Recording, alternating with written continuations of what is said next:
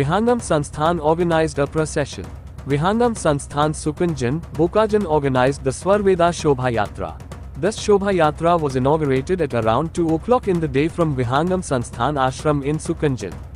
Apart from various parts of Bokajan, followers from Dimapur participated in this Shobha Yatra. It goes on to say that every year, according to the Hindu calendar, the Vihangam Institute organizes the Swarveda Shobha Yatra in its ashram in the entire country and abroad on the New Year. Siddharth Choubey, Bokajan public TV Assam.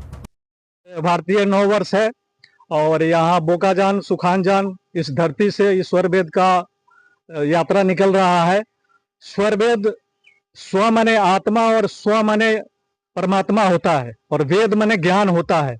जिस book में आत्मा का ज्ञान और परमात्मा का ज्ञान हो उसी का नाम स्वरवेद है।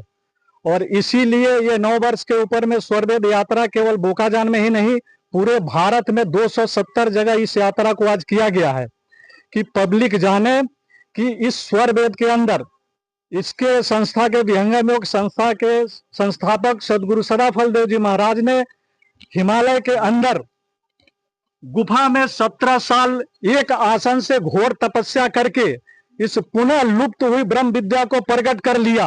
ये सब हमारे मानव जाति के लिए बड़ी खुशी की बात है कि जो बातें उपनिषद वेद और गीता में है, श्री कृष्ण भगवान ने अर्जुन को दिया, वो सारी ज्ञानों का निचोड़ इन्होंने प्राप्त कर लिया करके और पूरे मानव जाति को अपना प्रमाण देने के लिए ये स्वरवेद नाम का बुक लिखा।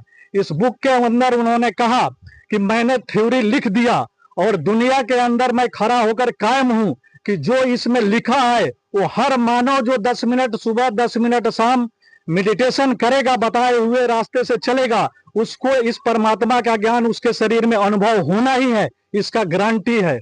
आज विश्व के अंदर जो माहौल है, कहीं भी शांति नहीं है।